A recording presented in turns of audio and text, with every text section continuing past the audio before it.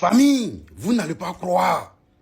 Une députée mauritanienne nous dit haut et fort au Parlement que les terreaux vont se soigner en Mauritanie.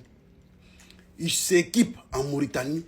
Ils s'entraînent en Mauritanie. C'est pas moi qui le dis. Écoute cette vidéo-là. Avant tout, partage ça dans tous les groupes. Que ça arrive dans l'oreille, dans les oreilles de nos différents dirigeants, de nos différents leaders de l'AES. Partage la vidéo dans tous les coins. Famille, s'il te plaît, partage. Écoute. Parce que ici en Mauritanie, les terroristes qui sont dans le Mali, le Niger et tout, c'est ici leur place pour venir pour se soigner, pour prendre des armes, pour s'entraîner.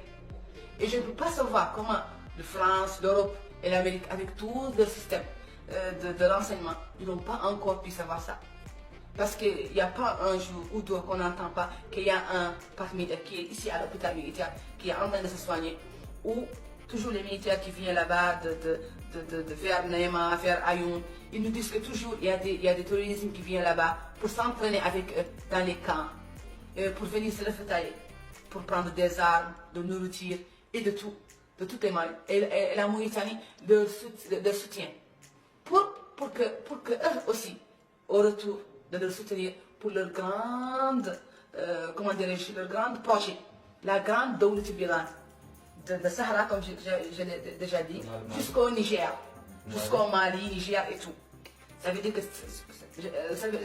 ici aussi je lance un appel, pour leur dire que s'ils sont en train de lutter contre la terrorisme, il faut faire seulement des recherches. Moi je les invite de venir, de faire des recherches pour voir, ils vont voir avec leurs yeux, et ils vont toucher. Je lance un appel pour tout le monde, tout humain, de venir nous soutenir. Parce que la Mauritanie, c'est un pays de non-loi, un pays d'esclavage, de racisme, de pays là où l'humain n'est même pas humain. Ça veut dire qu'on a besoin, premièrement, d'être humain et avoir nos droits et être seul. Pour que la Mauritanie soit un pays. La Mauritanie n'est pas encore un pays. C'est une boutique pour les morts, là où ils pillent. Il prend les biens seulement pour se le faire, pas autre chose. Ça veut dire qu'on a besoin d'un pays. On n'a pas encore un pays, c'est ça qu'on veut. Famille, vous avez tous entendu. Cette femme-là, elle avait du mal quand elle s'exprimait. Écoute la vidéo, partage ça dans tous les coins. La Mauritanie est une base arrière également. Des terreaux. Ils se soignent là-bas, ils s'équipent là-bas, ils font tout, ils s'entraînent, tout ça là-bas. Vous comprenez? Quand vous parlez du grand remplacement, c'est ça qui est là. Ils sont venus en Mauritanie, ils ont remplacé tous les Noirs. Et pareil, ils ont envie de soutenir les parents à remplacer encore des gens au fur et à mesure pour inonder l'Afrique. C'est ça leur objectif. Bien sûr, en complicité avec ces gens que vous savez, vous connaissez. Vous voyez un peu. Vous voyez un peu. Partagez la vidéo dans tous les coins. Que les autorités maliennes, burkinabés, nigériens comprennent ce qui est en train de se passer ici. Ils savent qu'ils le savent, mais comme la répétition. Et ça, ce sont des aveux. Ce sont des aveux. Elle est députée et elle fait des aveux. Elle dit ce qu'elle a entendu, elle a vu sur son propre territoire. Ce n'est plus une accusation. Ça, ce sont des aveux et ce sont des preuves tangibles qu'on a besoin pour pouvoir réagir. C'est de ça qu'il s'agit. Ce n'est pas quelqu'un, un individu qui est en train de parler. Ce n'est pas une personne lambda qui est en train de parler. C'est quelqu'un qui s'y connaît et quelqu'un qui est voilà, député. C'est-à-dire, voilà, elle représente le peuple. Et puis elle le dit haut et fort. Ce qui signifie que cette parole-là, ces mots qui sortent là, sont vraiment à prendre au sérieux. C'est de ça qu'il s'agit. Partage la vidéo dans tous les coins.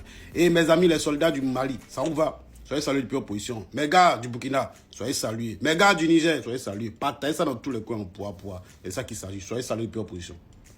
La région administrative du Mali retrouve sa paix d'antan. En sillonnant les rues de Kidal, embarquées dans une patrouille de la force d'intervention rapide, les populations civiles de Kidal confirment la bonne nouvelle grâce aux femmes et aux autorités administratives. Fini les braquages, les vols, les viols, les assassinats des populations paisibles. Fini l'anarchie. Fini les stratagèmes de velléité d'indépendance. Tous respectent l'état de droit. Aucun symbole de l'État ne sera utilisé à des fins de propagande. Le FAMA veille. Je suis très content de voir la présence de nos forces devant nous aujourd'hui à Kidal. On est très content, on est très fiers d'eux. Vraiment, si ce n'est pas eux, même le commerce serait coupé. C'est eux qui facilitent les déplacements de la population aussi. Nous les remercions beaucoup et nous les félicitons beaucoup. Que Dieu les aide. Nous dormons bien maintenant. Il n'y a rien vraiment. Aujourd'hui, vraiment, la sécurité est totale. C'est rassurant. Ça nous met en sécurité aussi. Je les remercie. On les félicite pour le travail aussi. Pour tout ce qu'ils font à Kidal. Ces patrouilles ont pour objectif montrer la présence de l'État, sécuriser les habitants et prévenir d'éventuelles menaces, rétablir la confiance avec la population locale, des objectifs visiblement atteints. C'est pour donner au moins la confiance à la population de Kidal et que les forces sont là pour leur sécurisation et puis de leur donner la confiance qu'on est là pour eux, pour qu'ils puissent divaguer à leurs occupations. Au beau fixe, vous-même vous le constatez. Vraiment, les éléments sont vraiment dévoués, ils sont galvanisés, vraiment ça va. À Kidal, les FAMA mènent des patrouilles en ville comme en race campagne, autant d'efforts qui rassurent les Kidalois. La patrouille s'est très bien passée et c'est notre devoir régalien et nous allons le faire. Après une journée bien chargée et une mission accomplie, la force d'intervention rapide rejoint sa base pour une pause bien méritée, car à Kidal, les FAMA assurent et rassurent. Voilà les preuves que la France aide les taureaux contre les pays de la US. L'attaque qui s'est passée au Mali le 25. Oui, on nous dit ici que la France a aidé les taureaux pour attaquer le Mali. Ceux qui nous disent mais où est les preuves, voilà les preuves. Je vous invite à partager ça massivement. Il n'y a plus de débat. Écoutez, c'est un média français qui parle. Ça mérite quelques explications. La France, en effet, Thomas, n'a pas de soldats au Mali où depuis 15 jours, une alliance entre des djihadistes et des rebelles touaregs ont conquis plusieurs villes et cherchent à faire tomber une junte pro-russe qui ne nous aime guère. Et pourtant, d'autres militaires dans l'orbite de la France sont à l'œuvre.